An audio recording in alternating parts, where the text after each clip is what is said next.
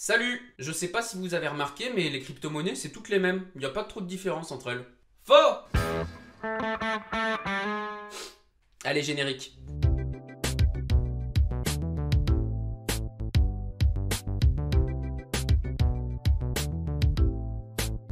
Depuis quelques années, de plus en plus de crypto-monnaies ont été créées et il existe à l'heure où je tourne la vidéo environ 16 000 crypto-monnaies sur le marché. Mais elles n'ont pas toutes les mêmes fonctions, les mêmes applications et les mêmes utilités. On va voir aujourd'hui quelles sont les différences entre ces crypto-monnaies et quelles sont les grandes familles de crypto. Avant que la vidéo ne commence, pour chaque grande famille que je vais vous présenter, je vais donner des exemples de crypto-monnaies. Mes exemples ne sont en aucun cas des conseils financiers. Comme d'habitude, si vous voulez investir sur ces crypto-monnaies, faites vos propres recherches et sachez que c'est toujours très risqué. Donc faites attention les loulous. Bon, comme vous le savez déjà, le marché des crypto-monnaies est actuellement dominé par le Bitcoin. C'est une des premières crypto-monnaies et c'est actuellement la plus célèbre. Mais il existe d'autres crypto-monnaies avec des réelles applications dont on va parler ensuite. Ces crypto-monnaies, qui sont des réels projets avec une utilité derrière, sont surnommées des altcoins. Alt pour alternative, coin pour Bitcoin. A l'inverse, d'autres crypto-monnaies qui ont été créées sur le marché sont tout bonnement inutiles. Elles ont été créées sans but défini et sont proposées à des prix complètement spéculatifs. Pour parler de ces crypto-monnaies, on utilise le terme shitcoin. Ah, c'est pas sympa, hein. Exemple de shitcoin dont vous avez peut-être entendu parler récemment, la crypto-monnaie Squid. Elles ont été créées par des informaticiens qui ont surfé sur la tendance de Squid Game, qui l'ont appelé le Squid. La hype est montée très vite, et ensuite ils sont partis avec tout l'argent de leur crypto-monnaie, soit quelques millions de dollars. Et beaucoup de personnes avaient commencé à investir dans le Squid à l'époque. Ne soyez pas comme eux. So the market cap is $2.168 trillion. And now the market, oh! Oh! It went to zero! Yo! Dans un premier temps, je vais vous expliquer la différence entre une pièce, aussi appelée coin en anglais, et un token. Les pièces sont des monnaies utilisées pour les paiements numériques. Elles sont construites sur une blockchain, ce qui signifie qu'elles sont natives de cette technologie. Leur création nécessite un travail et une expertise importante. Les nouvelles monnaies sont générées par le biais du minage. Pour savoir comment le minage fonctionne, n'hésitez pas à regarder ma dernière vidéo sur la blockchain, je vous explique tout. En revanche, les tokens sont des actifs négociables ou des produits utilitaires qui fonctionnent généralement sur une blockchain préexistante, ce qui signifie qu'ils sont étrangers à la blockchain sur laquelle ils vivent. La plupart des tokens existent pour être utilisés sur des applications décentralisées. On appelle ça des DApps, mais on y reviendra ensuite. Maintenant, on va rentrer dans les grandes catégories de crypto-monnaies. La première et peut-être la plus basique, c'est la réserve de valeur. Comme toute monnaie traditionnelle, il existe des actifs dont la fonction principale est de conserver une valeur ou un pouvoir d'achat dans le temps, afin de pouvoir être récupérés ou échangés ultérieurement. Les pièces et les tokens peuvent tous être considérés comme réserve de valeur, mais l'actif le plus représentatif, c'est le Bitcoin. Certains le comparent au marché de l'or.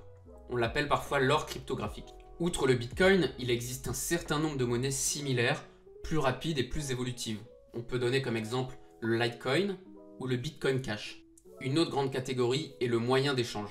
Les pièces et les tokens sont utilisés pour créer, transférer, enregistrer et sécuriser des transactions dans la blockchain. Bien entendu, pour pouvoir effectuer des paiements avec un commerçant, celui-ci doit accepter la transaction avec la dite crypto-monnaie.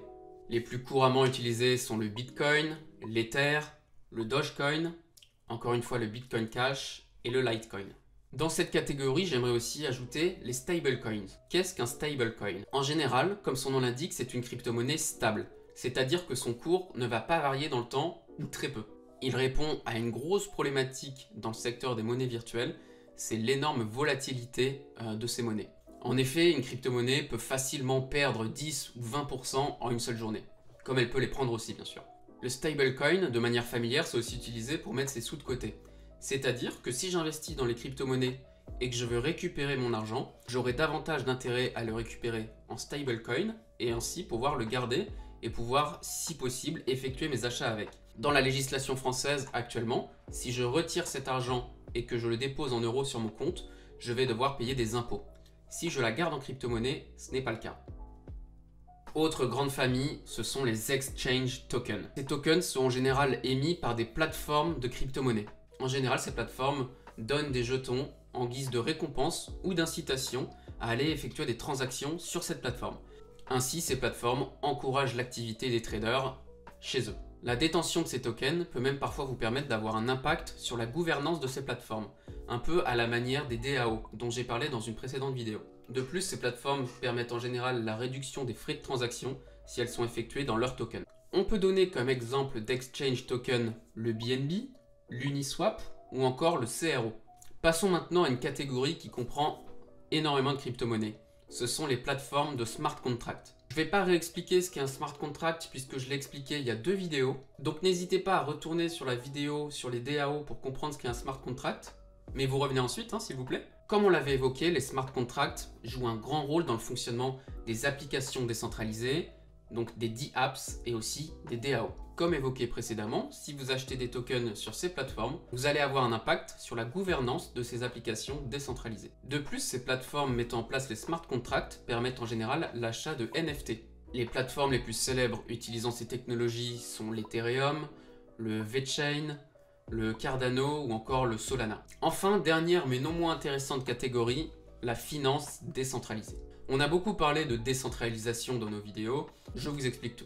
Grâce à la finance décentralisée, 2 personnes vont par exemple pouvoir prêter et emprunter de l'argent avec un simple logiciel comme intermédiaire, au lieu d'une entreprise ou d'une institution financière. Cela peut se faire avec différents types de technologies et de protocoles. On utilise également dans ces cas-là les smart contracts qui permettent d'automatiser les conditions du contrat entre les 2 personnes. On en est encore au début de cette technologie qui est très peu régulée, donc on verra comment ça évolue.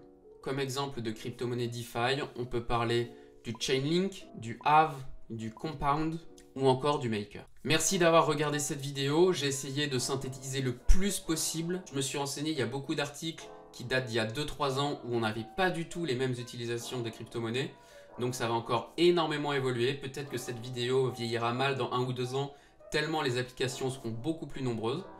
On verra comment ça évolue. Je vous le répète, je ne vous encourage pas à investir dans ces crypto-monnaies, c'était à titre informatif. On se voit mercredi prochain pour une nouvelle vidéo. N'hésitez pas à vous abonner comme d'habitude. Petit commentaire, petit pouce bleu, ça serait super sympa. Merci beaucoup, salut!